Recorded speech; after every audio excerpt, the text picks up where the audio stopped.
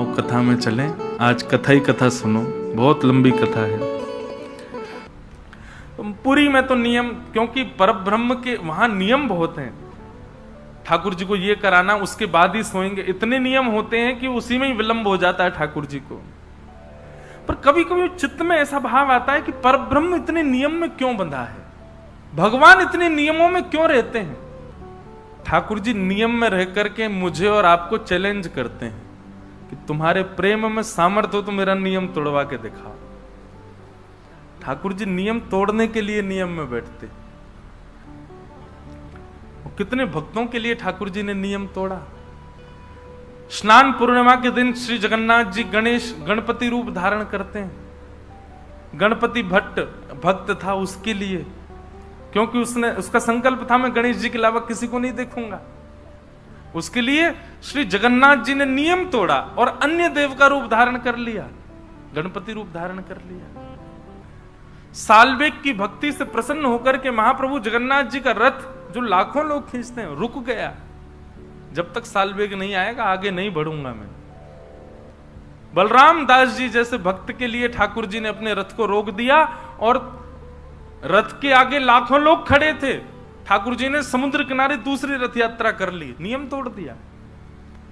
माधव दास भक्त के लिए ठाकुर जी जगन्नाथपुरी छोड़ करके वृंदावन चल दिए। आपको पता है श्री जगन्नाथ जी का एक स्वरूप वृंदावन में भी विराजमान है, जो जगन्नाथपुरी से ही गया हुआ है। एक हरिदास नाम के भक्त हुए वृंदावन में। इस स्वामी श्री हरिदास जी नहीं जिन्होंने बिहारी जी को प्रकट किया, एक अन्य हरिदास नाम के भक्त हुए। उनको महाप्रभु श्री जगन्नाथ जी ने स्वप्न में आकर के आज्ञा की कि हरिदास जी मोए वृंदावन की बड़ी याद आ रही है। हरिदास जी बोले तो आपको याद आ रही है तो आपके लिए क्या किया जाए बताओ। बोले अभी मेरा नवकलेवर होने वाला है जगन्नाथपुरी में। वैसे तो नियम है कि पूर्व का जो हमारा दारू स्वरूप है उसको भूमिगत कर दिया जाता है, नवीन स्वरूप विराजमान किया जाता है नवकलेवर में। आप एक काम कीजिए, जो नवकलेवर होगा तो पूर्व का जो स्वरूप है हमारा उसको आप लेकर के वृंदावन चले जाओ। हरिदास जी बोले जगन्नाथपुरी के लोग छोड़ देंगे मुझे, कहीं ऐसा नहीं हो कि महाराज चढ़मरे मुझ। बोले वो उसकी जिम्मेवारी हमारी है, तुम बस हमको ले आओ। स्वप्न में ठाकुर जी ने आज्ञा कर दी। हरिदास जी महाराज महीनों लगा करके तो पहुंचे जगन्नाथपुरी। नवकलेवर के समय के आसपास ही पहुंच पाए, साधन इतने थे नहीं। और जाकर के सीधे मंदिर में पुजारियों से उन्होंने कह दिया कि ठाकुर जी की आज्ञा है, नवकलेवर होने वाला है, तो नवकलेवर के समय ये जो पूर्व का स्वरूप होगा ये आप हमको दे देना, हम इसको वृंदावन ले जाएंगे। पुजारी हंसने लगे, बोला हाँ तुमको दे देंगे हम, इतने वर्षों से चली आई हमारी नियम सेवा, इसको छोड़ दें हम, तुमको दे देंगे। और तुमको ठाकुर जी ने स्वप्न दिया, हमको क्या प्रमाण है? तुम्हारे जैसे बहुत आते हैं ऐसे कहने वाले, चलो जाओ यहां से। हरिदास जी महाराज खूब कहते रहे लेकिन किसी ने उनकी बात नहीं मानी। दूर खड़े खड़े जगन्नाथ जी को देखने लगे। बोले मुझे कोई गरज नहीं थी आपको ले जाने की, आपकी आज्ञा थी इसीलिए मैं आया था। नहीं जाना तो बैठे रहो यहीं पर, मुझको क्या। लेकिन मंदिर से बाहर निकल करके मन में सोचने लगे कि एक आज्ञा हुई ठाकुर जी के जीवन में, वह भी मैं पूर्ण नहीं कर पाया तो काय बात का भक्त। यहां तो मेरी बात कोई मानने वाला है नहीं। हरिदास जी महाराज समुद्र के किनारे चले गए, वहीं अनशन व्रत पर बैठ गए। बोले या तो जगन्नाथ जी को संग लेकर के वृंदावन जाऊंगा, नहीं तो इसी समुद्र में प्राण त्याग दूंगा अपने। 3-4 दिन बीत गए। बंधुओं एक बात हमारी एक मानेंगे, आप लोग जगन्नाथपुरी जाते हैं ना, सबसे पहले समुद्र नारायण भगवान को प्रणाम किया करो जाते समय। क्यों? मैंने इतने भक्तों का चरित्र सुना, इतने भक्तों के मैंने चरित्र गाए हैं कथाओं में। मैंने अधिकतर देखा जो भक्त जगन्नाथ जी, जिस पर जगन्नाथ जी ने कृपा नहीं की ना, वो भक्त समुद्र किनारे जाके बैठा, और जैसे ही वो समुद्र किनारे जाके बैठा जगन्नाथ जी ने उस पर कृपा कर दी। इसका मतलब क्या है? ये महोदधि सामान्य नहीं है, ठाकुर जी के ससुर जी हैं ना। जब समुद्र किनारे जाके हम बैठते हैं तो ससुर जी, वैसे ही दामाद जो होता है वो ससुर जी की आज्ञा, पिता की नहीं मानेगा, ससुर की मान लेगा। पिताजी एक बार कहें, ए बेटा ऐसा करो, हाँ पिताजी सोचते, ससुर जी कहें बेटा ऐसा करो, जी जो आज्ञा। उसके पीछे कारण दूसरा भी है ना, नहीं मानूंगा तो बगल में बैठिए जे मुझे छोड़ेगी। मेरे पिताजी कह रहे हैं मानते नहीं।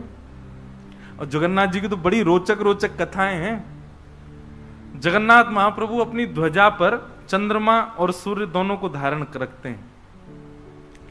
सूर्य को धारण करते हैं, ये बात तो समझ आती भाई, ध्वजा है, ध्वजा मतलब प्रकाश का द्योतक होता है, और उस पर सूर्य विराजमान रहे। चंद्रमा, और वो भी अर्ध चंद्रमा रहता है। लक्ष्मी जी लड़ती रहती हैं भगवान से किसी ना किसी बात पे, तो जब भी लक्ष्मी जी लड़ती हुई आती हैं तो भगवान ऐसे बैठते हैं। तो लक्ष्मी जी ऊपर देखती हैं, और जैसे ही ऊपर देखती हैं तो सूर्य से प्रकट लक्ष्मी, सूर्य से प्रकट चंद्रमा, यानी लक्ष्मी के भैया। और जब अपने भैया को ध्वजा पर देखती हैं तब लक्ष्मी जी का क्रोध शांत होता है। अच्छा अच्छा, नहीं कोई बात नहीं, भैया बैठा रखे हमारे ऊपर, तब लक्ष्मी जी का क्रोध शांत हो जाता है। नहीं तो भगवान कभी कभी इशारा, ऐसे इशारा करते हैं तो लक्ष्मी सोचती है कहीं ये ना सोच रहे हो कि इसको निकालो ध्वजा से, तो लक्ष्मी शांत हो जाती है अपने आप। अरे नहीं कोई बात नहीं, आप जो करो सब अच्छा।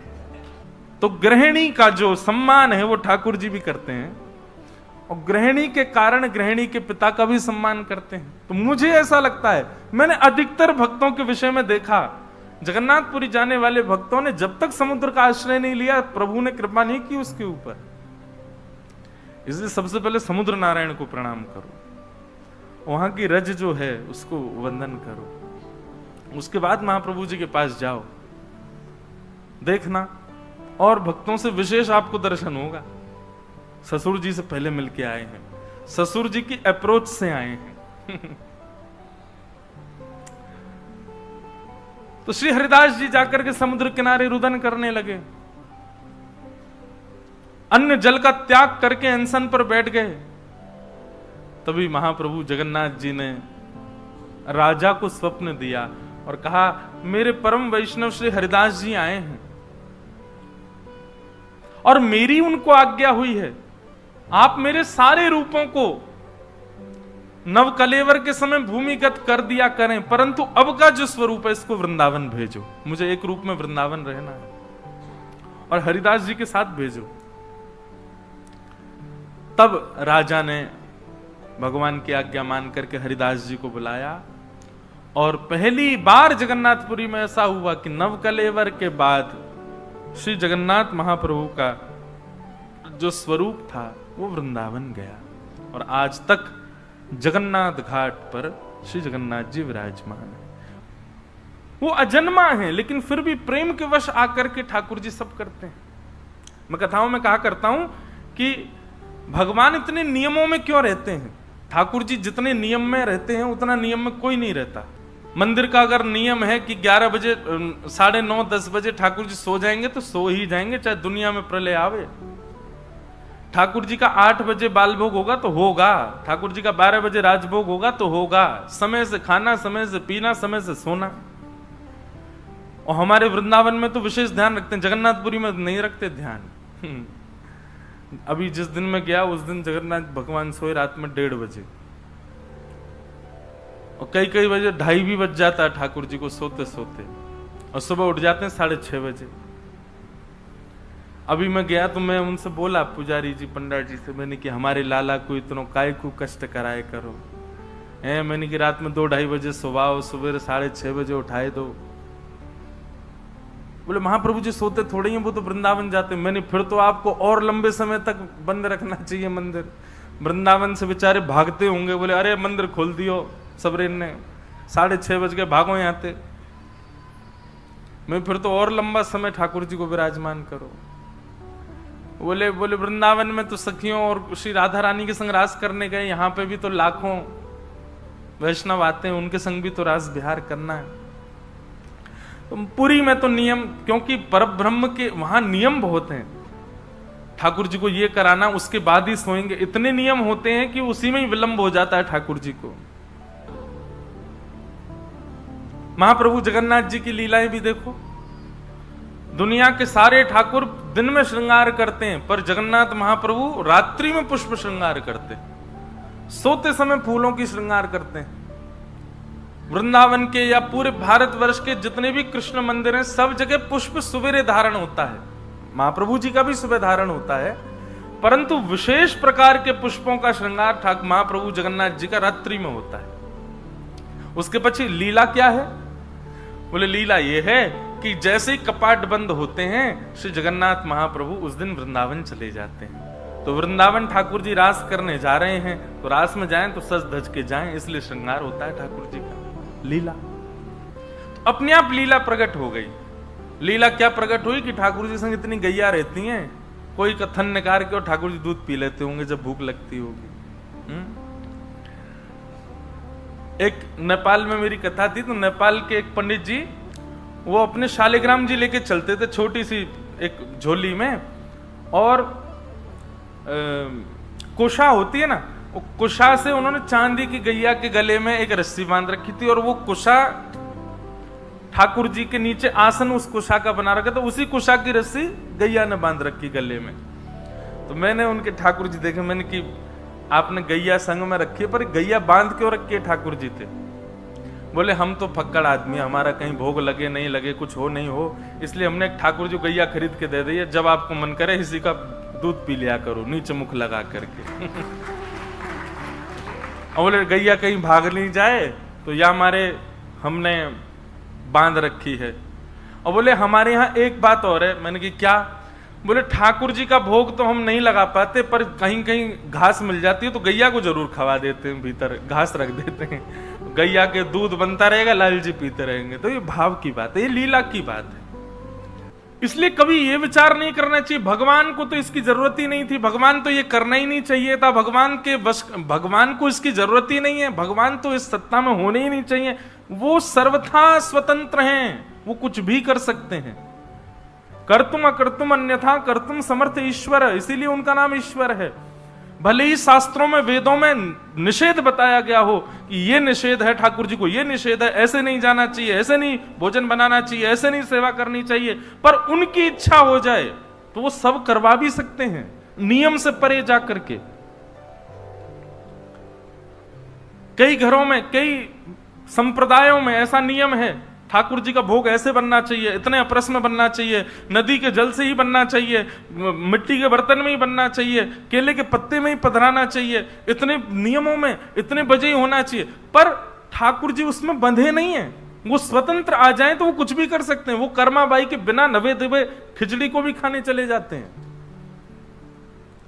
और उस खिचड़ी को खाने जाते हैं जो कर्माबाई बिना नहाए धोए बनाती, और चम्मच कलची से नहीं, कभी कभी दांतुन करती करती दांतुन के पिछले भाग से चला देती, उसको खाने ठाकुर जी पहुंच जाते। तो वे कौन हैं? वो सर्व स्वतंत्र हैं।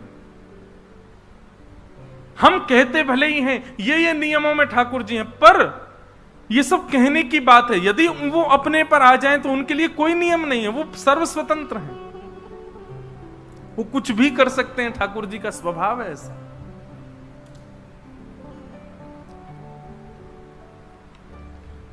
जन्माद्यस्य यतोऽन्वयादितरतः, वाल्मीकि रामायण की एक कथा आती है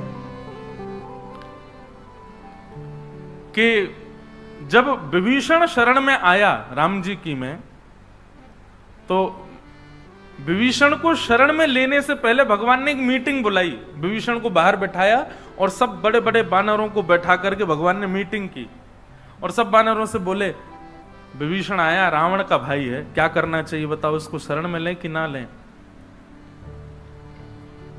सब बानरों ने अपना अपना मत रखा। ठाकुर जी की लीला देखो, सब बानरों से पूछा क्या करना चाहिए, तो सब अपना अपना मत रखने लगे। जामवंत जी ने अपना मत रखा, अंगद ने अपना मत रखा, हनुमान जी तो मौन ही रहते थे, जैसी आपकी इच्छा, अपना कोई मत देते ही नहीं, सुझाव ही नहीं देते ठाकुर जी को। ठाकुर जी जो करेंगे वो सब ठीक है, अपना सुझाव नहीं दो। सब ने अपना अपना मत रखा। अंत में ठाकुर जी ने सुग्रीव की ओर देखा, सुग्रीव वानरों के राजा हैं। बोले देखिए अब आप सबके मत से तो निर्णय नहीं निकल पाएगा, एक काम करते हैं, जो सुग्रीव कहेगा हम वही करेंगे। सुग्रीव जी बताओ। तो सुग्रीव को मान हो गया, ठाकुर जी मेरी इच्छा से करेंगे। सुग्रीव जी थोड़ा इतरा गए, इतरा के बोलते ना जिसको ज्यादा ज्यादा प्रायोरिटी दे दो। तो सुग्रीव जी महाराज बोले, भगवान मेरा तो ऐसा मानना है कि रक्त तो एक ही है रावण और विभीषण का, कहीं ना कहीं स्वभाव भी एक जैसा ही होगा, बुद्धि भी एक जैसी होगी, मन भी एक जैसा होगा। आज आपकी शरण में आया, कल को यही राक्षसत्व दिखाने लगा, तो मेरे मत से तो आप विभीषण को अस्वीकार कर दीजिए। राम जी ने विभीषण की बात सुनी और सब जगह हो गया कि अब सुग्रीव ने कह दिया है तो भगवान स्वीकार करेंगे ही नहीं। राम जी बोले ठीक है, सभा को निरस्त किया जाए, अब निर्णय लेते हैं हम। और भगवान निकल करके बाहर गए। सुग्रीव बोला मेरी बात रखी जाएगी। भगवान जैसे ही बाहर निकले, बाहर जाकर के सुग्रीव को उठाया, विभीषण को उठाया, हृदय से लगा लिया, उसका तिलक करके अपनी मंडली में रख लिया।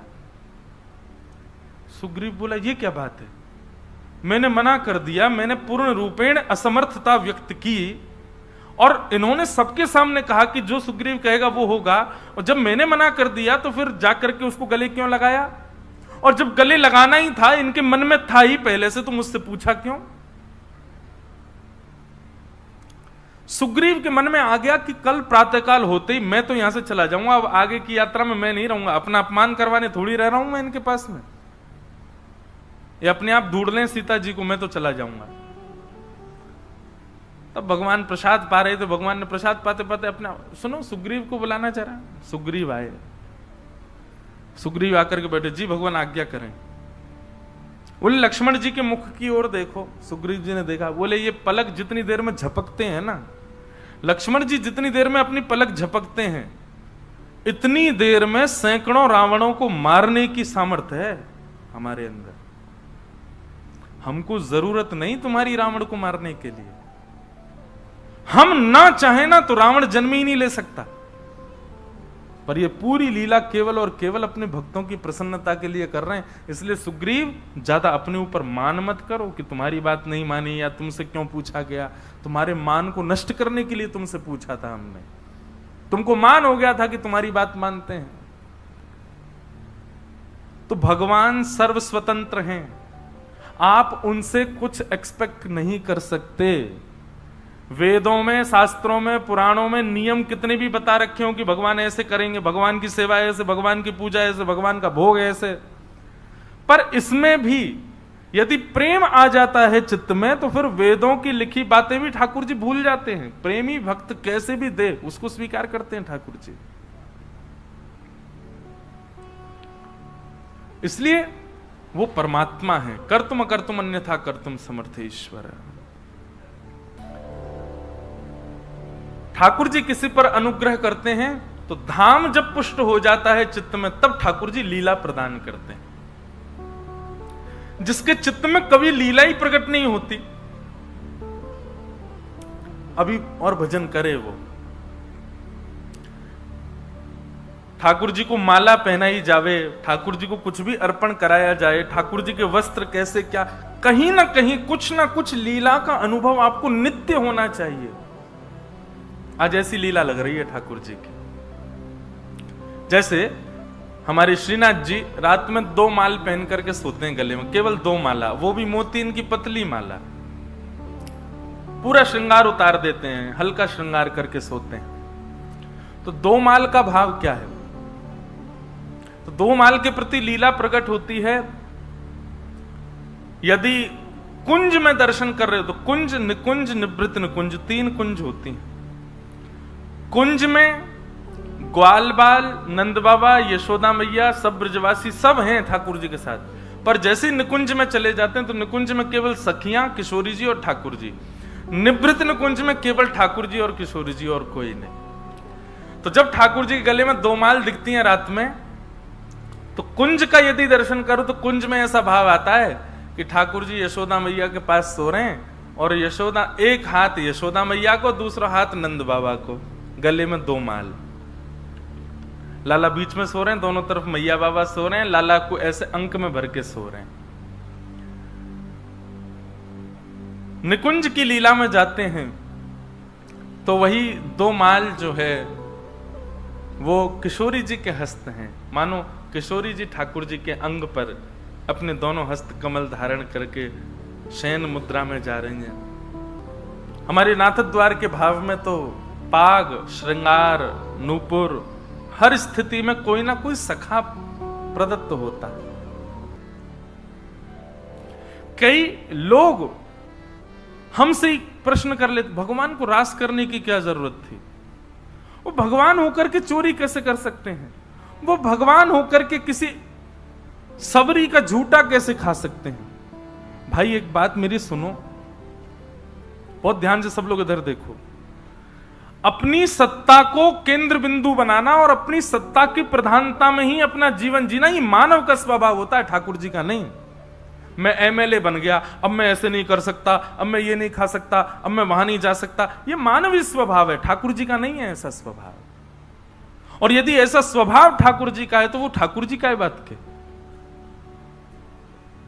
ठाकुर जी परम स्वतंत्र हैं।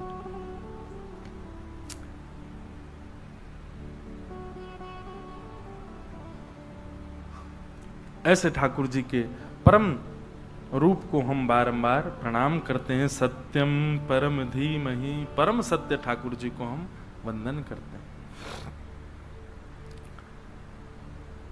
धर्म प्रोजित कैतवोत्र परमो निर्मत्सराणां सताम् वैद्यं वास्तवमत्र वस्तु शिवदं तापत्रयोन्मूलनम् श्रीमद्भागवते महामुनि कृते किं वा परैरीश्वर सद्यो हृद्यवरुध्यते प्रकृतिभिः शुश्रूषुभिस्तत्क्षणात्। भागवत जी का द्वितीय श्लोक है और द्वितीय श्लोक में धर्म, विषय, अधिकारी, संबंध और प्रयोजन, चार बातें बताई जाती हैं। भागवत का विषय क्या है? तो कहते हैं धर्म प्रोजित कैतवोत्र परमो।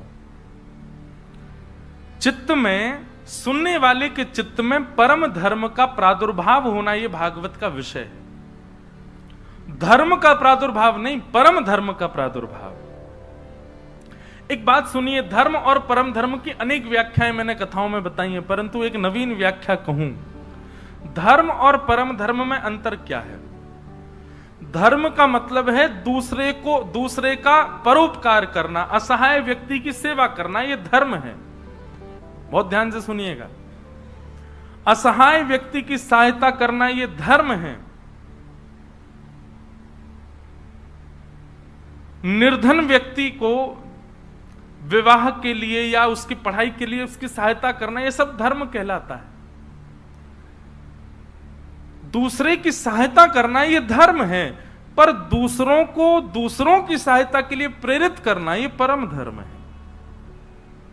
मैं किसी की सहायता करूं यह धर्म है, परंतु मैं आप सबसे भी कहूं कि आप सब भी सहायता करो, यह परम धर्म है। समझ में आई बात? मैं माला जपूं यह धर्म है, पर मैं आपको भी प्रेरित करूं कि आप भी जपो, यह परम धर्म है।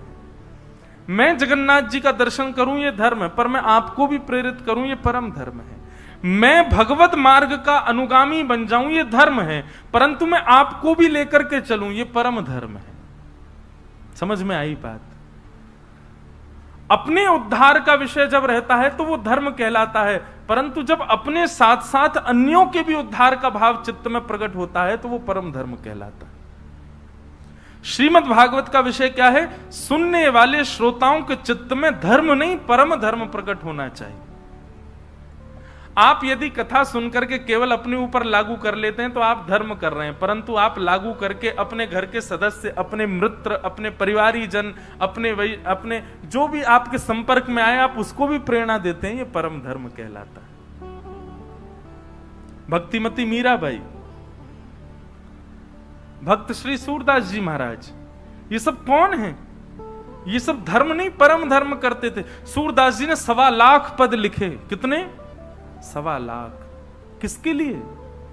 मेरे और आपके उद्धार के लिए। इसलिए उन्होंने परम धर्म किया है। आज के जो भक्त हैं उनमें और आज से 100 वर्ष पहले के भक्तों में अंतर क्या था? अब जो हम लोग हो गए ना, हम धार्मिक हो गए, बस हम धर्म तक ही सीमित रहते हैं। हमको इसकी बात की इच्छा नहीं कि किसी अन्य का भी कल्याण हो, उद्धार हो। और अगर उसका उद्धार हमसे पहले हो रहा हो तो हम कोशिश ये और करेंगे कि इसको खींचें पीछे।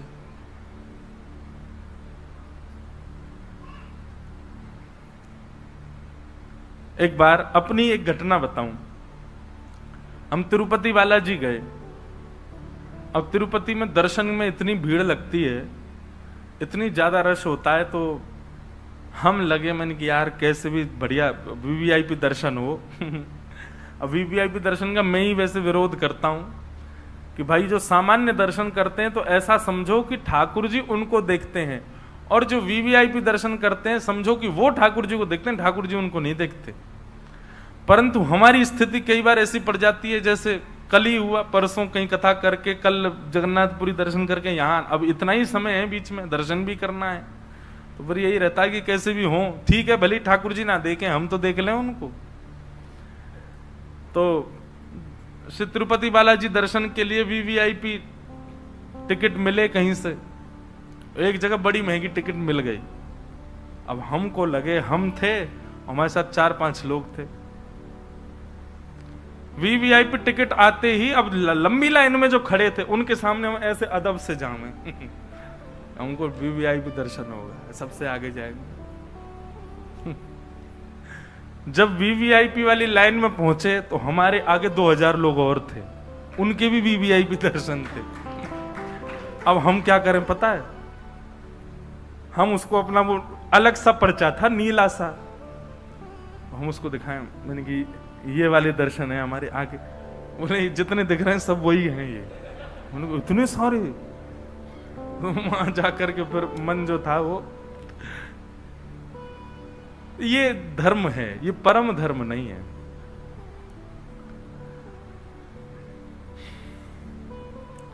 परम धर्म का स्वरूप अलग होता है।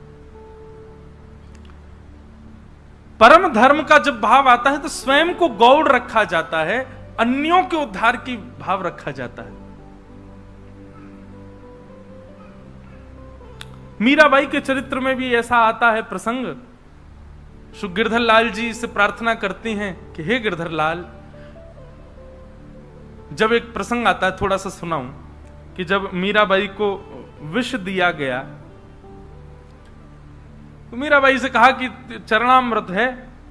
मीराबाई तो पी गई उसको, उनको कुछ नहीं हुआ। उनके देवर ने जिस वैद्य से वो विष बनवाया था, उस वैद्य को बुलाया, बोले तेने विष बनाया था? बोले हाँ, बहुत बढ़िया विष था वो तो, उसको सूंघने मात्र से मृत्यु हो जाए। बोले मीराबाई तो नाच रही है, उसको तो कुछ नहीं हुआ। बोले हो ही नहीं सकता ऐसा, वो तो बड़ा खतरनाक कालकूट विष है। तो मीराबाई का जो पात्र था उसमें 2 बूंद बचा था, वो 2 बूंद लेकर के देवर ने कहा तू अब चाट के दिखा, अगर तू बच गया तो हम मानेंगे कि विष बेकार है, तो मेरी तलवार तुझे मारेगी, और तू मर गया तो मान जाएंगे कि सत्य ही था। तो वैद्य ने सोचा दोनों प्रकार से मृत्यु ही है, चाट के मर जाऊं तो भी मरना ही है, और मैं नहीं मरा तो आप मार दोगे मुझे।